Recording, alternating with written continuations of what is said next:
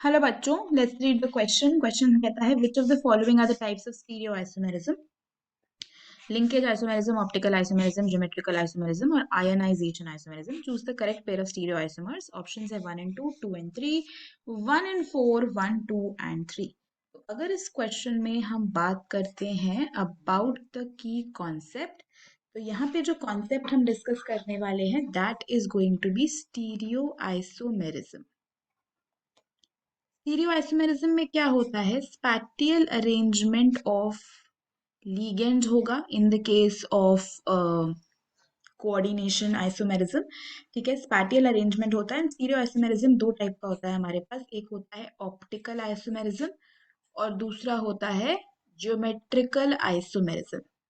Geometrical isomerism में हम देखते हैं the arrangement of atoms. Atoms आपके किस तरीके से अरेंज हैं। इसमें एक आपके पास आ जाता है सिस। सिस में क्या होता है? Same side same atom, same ligands. Trans में क्या होता है? Opposite side same ligand. फिर आपके पास फेशियल और मेरिडोनल भी होता है इन द केसेस जब आपके पास ऑक्टाहेड्रल कॉम्प्लेक्सेस होते हैं और तीन एक जैसे लिगेंड्स हो। यानी कि अगर आपके पास MA3B3 टाइप का कोऑर्डिनेशन कॉम्प्लेक्स हो तो फेशियल और मेरिडोनल हमें देखने को मिलता है। एंड सिस ट्रांस जो है वो हमें देखने को मिल सकता है MA4B2 टाइप के कॉम्प्लेक्सेस में, या फिर स्क्वायर प्लेनर MA4 कॉम्प्लेक्सेस में।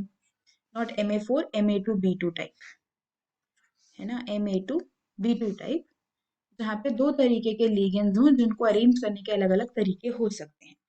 ठीक है, ऑप्टिकल आइसोमेरिज्म में मिरर इमेजेस का बहुत बड़ा खेल होता है। राइट, यहाँ पे आप मिरर इमेजेस को देखते हो,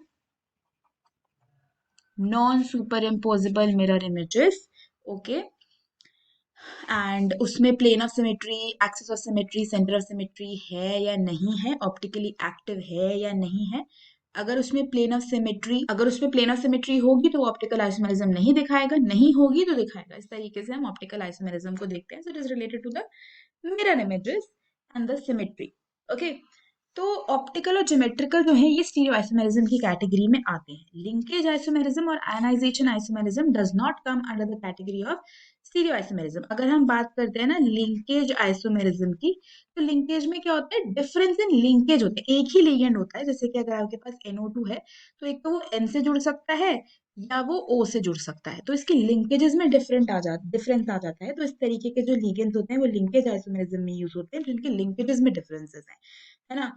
और जो आयनाइजेशन आइसोमेरिज्म है, आयनाइजेशन आइसोमेरिज्म में क्या होता है?